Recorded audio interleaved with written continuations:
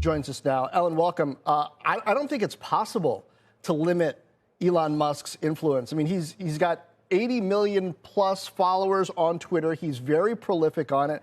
Doesn't seem inclined to control his impulses. I mean, their best hope, it seems to me, is that he just decides to exercise some level of restraint.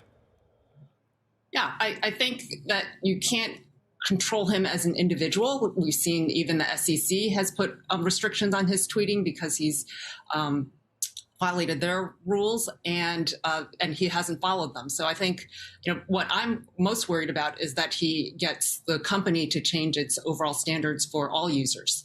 And he's talked about wanting to be kind of free speech, which I'm not sure what it means for a private company. But but if you start loosening the restrictions and allow people to harass others more, it's going to be a bad day.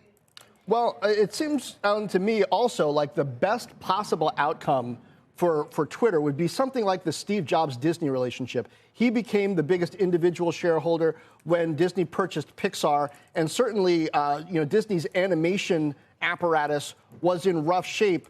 He was able to help them, but he didn't do it publicly. He didn't publicly criticize them. He seemed to have a good relationship with Bob Iger. How would that playbook look for Elon Musk to pursue that avenue in this?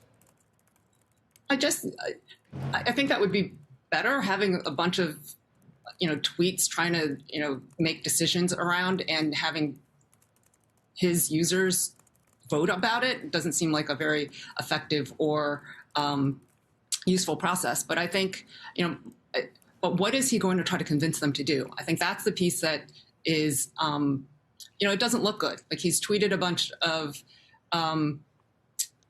fairly negative tweets around, he's tweeted Hitler memes twice. He's tweeted, calling somebody a pedophile without any evidence.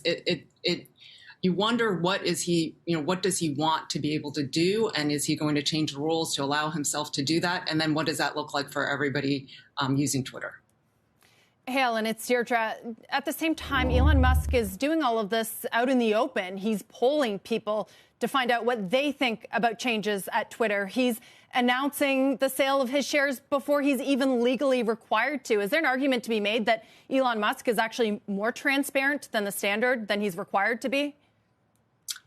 My understanding is he actually violated the SEC regulations by not reporting his ownership. I think he went over the 5% bar much earlier than he actually reported his 9.2% ownership, and he actually made over $150 million by not reporting it. So I don't think he's as transparent as he tries to position himself as. So, and I think the polls, like, his users are different than the overall Twitter population. I'm actually blocked by him. So there are a bunch of people who never see those polls and aren't going to be able to participate. And while he thinks that's actually representative of what Twitter users want, it's actually not going to be.